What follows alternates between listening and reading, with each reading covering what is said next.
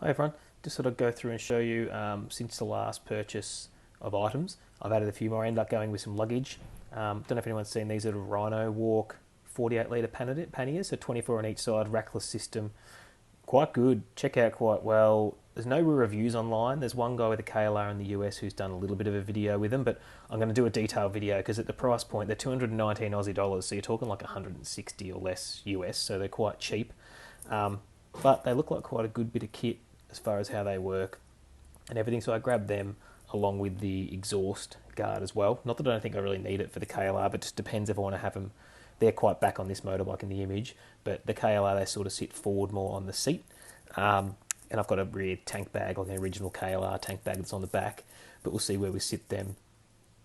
Then I also grabbed, a tail bag. I also grabbed the tank harness by the same company, Rhinowalk, about 48 Aussie dollars, I think it was. So again, not too bad a value. You're talking 30 US bucks. Krieger ones or Krieger are a similar price, probably about 10 to 20% dearer. I like this one with the basic Molle setup that it had. I figured it might work quite well. And then I end up getting, so you see you've got 5 banks of Molle connections there. I end up getting 2 of these. So these are from an EVATAC, an Australian company, Molle pouch, 30 bucks each, waterproof, not too bad a size. They look about 10 to 12 centimetres wide and run through 2 strips. So you can see here the 2 strips that they'll run through.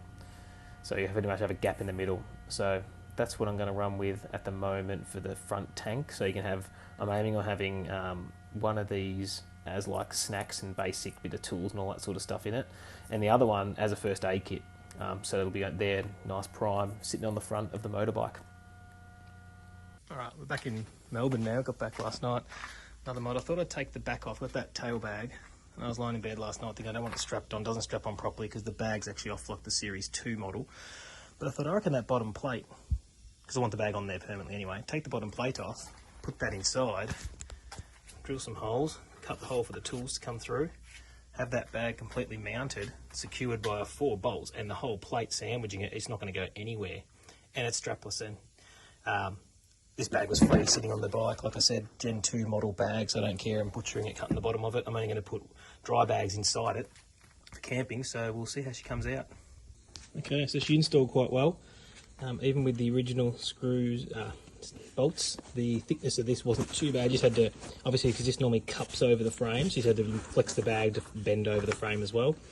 And then to get this to lock, because this is obviously on the frame, and then we've gone up 1.5 mil or so of fabric under there.